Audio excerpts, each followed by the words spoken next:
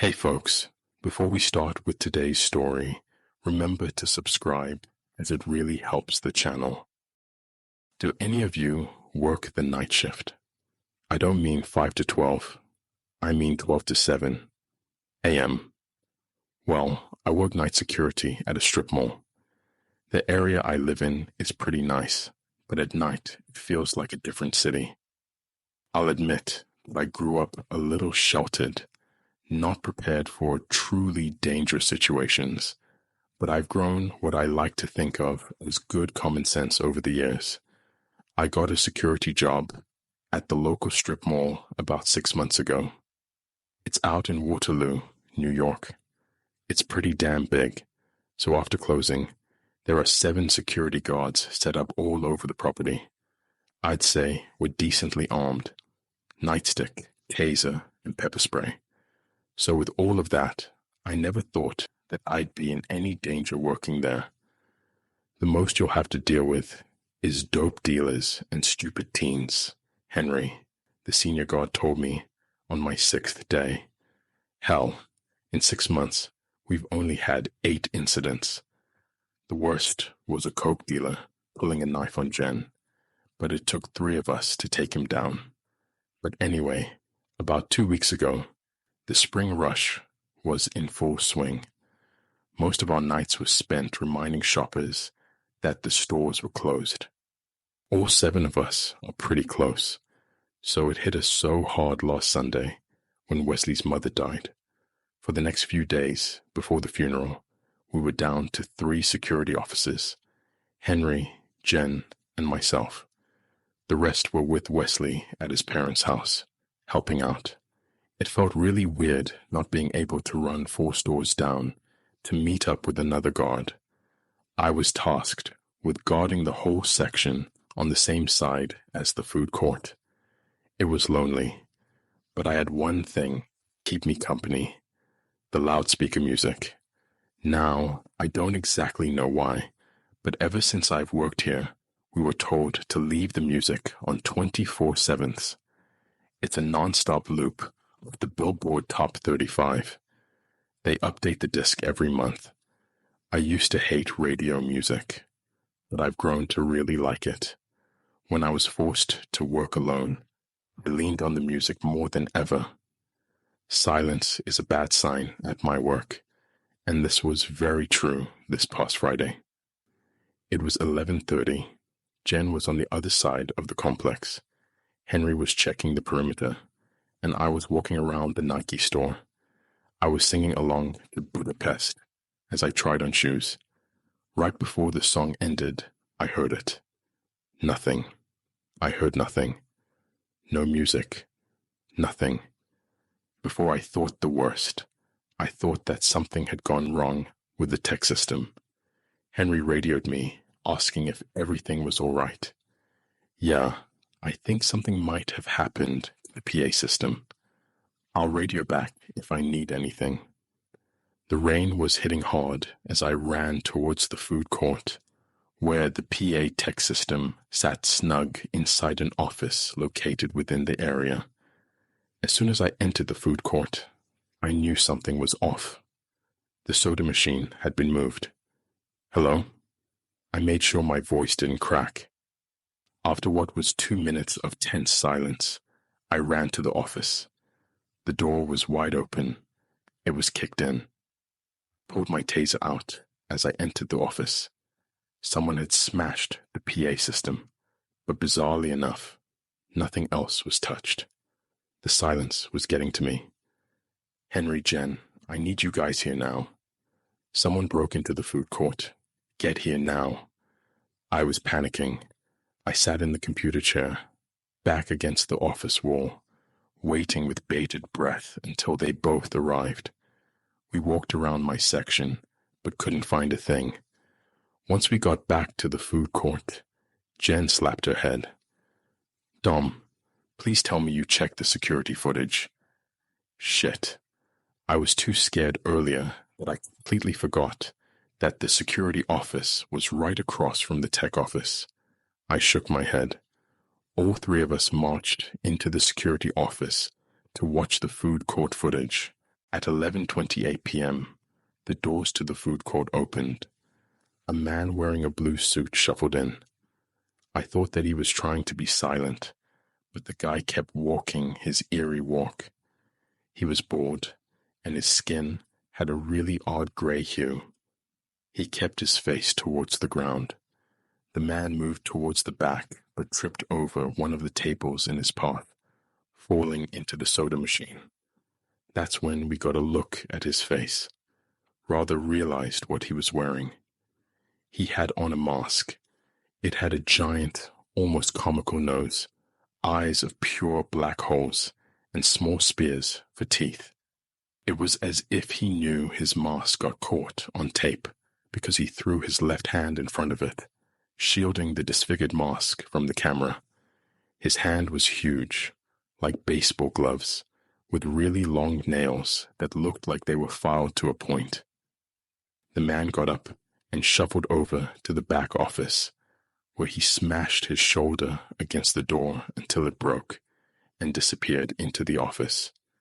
Once he left, it was 11:32, just 20 seconds before I entered the food court.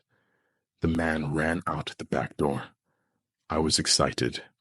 We should have been able to find this guy quickly, but I looked at the clock. It was already 11:45. He had enough time to get to the other side of the complex. All right, I checked the other cameras. He must have known where to go because I haven't gotten anything. Let's the whole complex together. No splitting up, Jen ordered. The three of us were checking the stores on my side. We got to the Adidas store when we all heard it. The music started up again. My heart nearly jumped out of my chest and Jen screamed. Henry put his hands on our shoulders. Shut up. I need you two to stay right here. I'll radio back as soon as I get to the office, he said. Should we call the cops? I asked. It's one guy. I'll call them as soon as we catch him. I don't want to be bitched at by Carol, he responded before he ran off. While we waited for Henry to radio in, Jen and I checked the rest of the Adidas store. Dom, get over here, Jen screamed as I peered behind the counter. She brought me back to the dressing room. I had no idea what was going on until she turned my head towards the mirror at the end of the hallway. Banished to hell, clawed my way back to earth, was painted in gold paint on the mirror. Henry, we need you back here. Some weird shit is going on, I radioed Henry.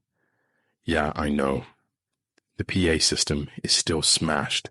There is no way the music should be playing right now, he radioed back. As soon as he said that, we heard a loud smash coming from the island stores. In the middle of the complex and the huge parking lot, there is a Zumiez and H&M setup. Henry told us to head over there with our tasers at the ready. He couldn't make it over because he needed to check the bathrooms. On our way, I thought I saw something move behind one of the food trucks we have sitting in the parking lot. I tried to get Jen to wait for me, but she told me she'd meet me at Zumiez. I heard a strange clicking noise coming from the truck, which got louder as I approached. As I opened the back door of the truck, I could have sworn I saw a figure in the front seat, but it vanished as I got into the truck. Hey, nobody is in the food truck. I'll be at Zumiez in a few minutes, I radioed ahead. But before I left the truck, I saw something shiny under the radio. The truck seemed to shift as I knelt down. I put my hand in the dark compartment and felt something. I gripped it and pulled it out. It was a finger with a ring on it. It was caked in dried blood. I swallowed hard as I turned around, staring at the finger. I can make you pure. I snapped my head up. Someone was standing in front of me. I dropped the finger to reach for my taser, but the man was fast. His meaty hands wrapped around my throat. God can't help you escape hell, but I can show you, he whispered It sounded like he has a voice changer in his mask. His mask looked like someone morphed a horse's head with a human's. In the middle of the forehead was a triangle with an X branded on the skin. My radio squawked. I heard Henry's voice. "Dom, are you?" Before he finished, the man grabbed the back of my head.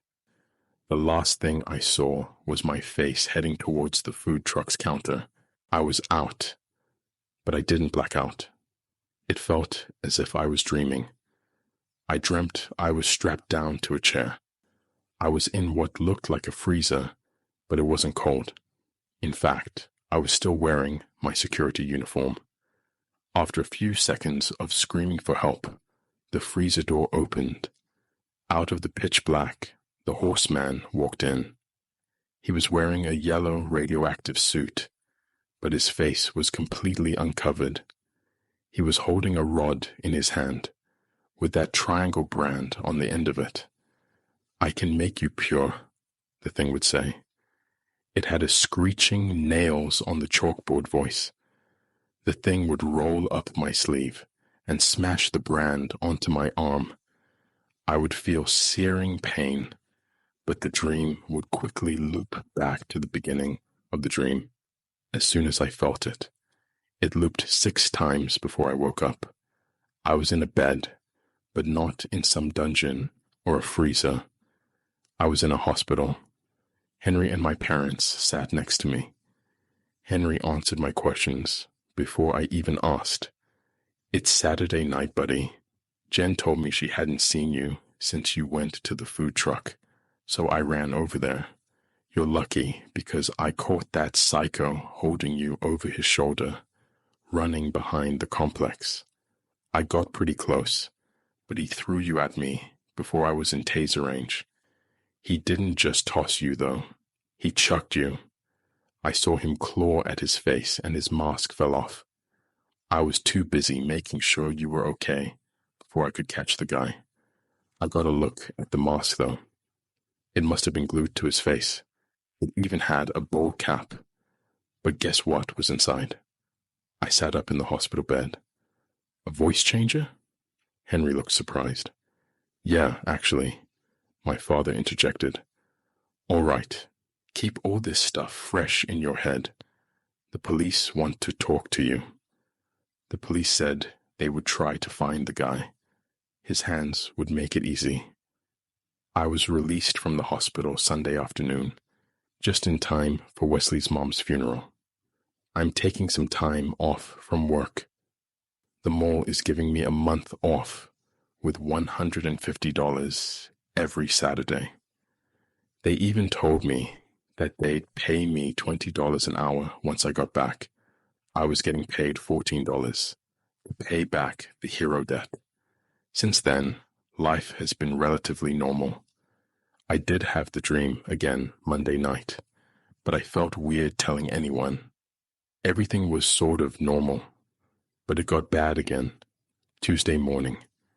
I was at a gas station buying some snacks when a man in a large black pea coat came out of the bathroom. He came over to me in the aisle and started a conversation.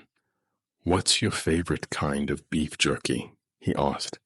He had an average face, except his jaw was razor sharp, and his hair was pretty long, but he looked normal.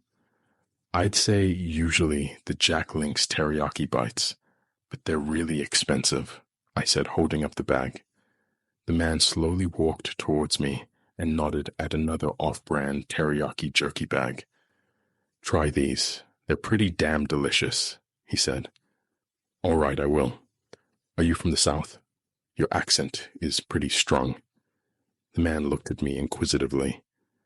"Yes, actually. Louisiana, to be exact.